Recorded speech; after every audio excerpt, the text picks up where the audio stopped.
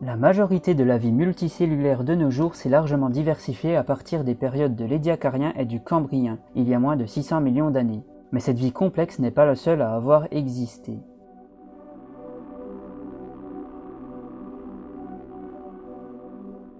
La vie complexe s'est diversifiée plusieurs fois sur Terre. À partir de 575 millions d'années, les premiers animaux complexes sont apparus, suivis plus tard par les plantes complexes. Il y a 1,2 milliard d'années, ce sont les algues rouges qui sont apparues.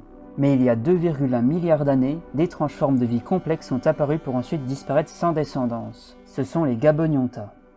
Plus de 450 spécimens ont été découverts en 2008 au Gabon, d'où leur nom.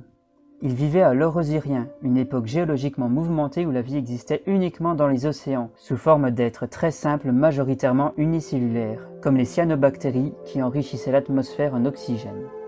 Sans doute apparus suite à cela, les Gabonionta étaient bien plus complexes que les autres formes de vie de l'époque. Multicellulaires et mesurant jusqu'à 17 cm, ils avaient une structure typique formée d'une partie centrale sphérico-ellipsoïdale entourée d'un disque plat et plissé.